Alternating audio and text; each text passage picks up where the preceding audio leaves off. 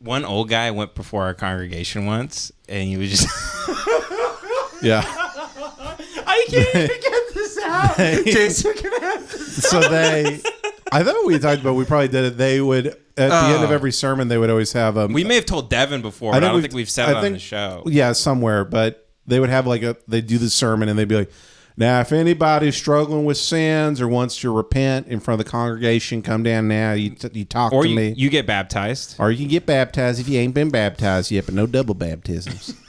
Come on down. And double baptism. No double baptisms. That makes you Jew.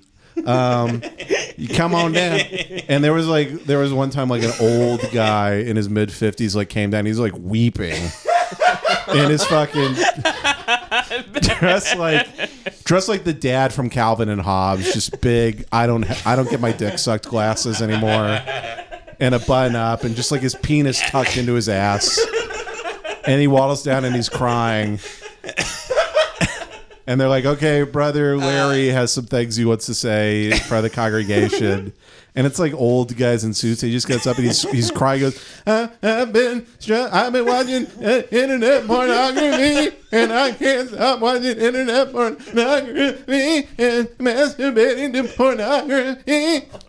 And I know oh no. And it's dead silent. It's just dead silent. We're watching this grown man weep just because he's fucking. He's just stroking his dick. When preacher conventions would come to town, people would monitor web activity for certain hotels. Supposedly, I don't know. I heard this from somebody in church. I heard this when we went to Christian University. They told me about this thing someone found out, where when the pastors came to town for this big preachers conference, the pornography usage in the hotel spiked like crazy. Yeah. It went off. It didn't even touch the graph. Yeah, the Marriott's like, we got to prep for the preachers. They're putting new servers in. They're putting a satellite above in aerospace. They're shooting another one up. Yeah. They're like, we need to get this on a private server. The Marriott cannot go down because of these sick fucks. There's power generators. Yeah. It's worse than having a furry convention, having a bunch of southern pastors come over. It's just guys with spina bifida from jacking off. Yeah. They have scoliosis from beating off too much. Guys who jerked off so much it took the marrow out of their bones because they ran out of cum. Oh god.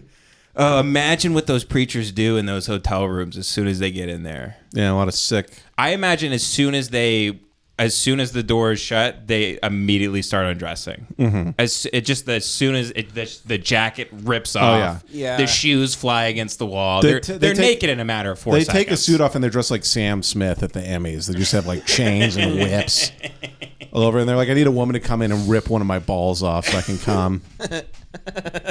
Hey, just calling the front desk hey, could you guys send a locksmith up to my room? My cock cage.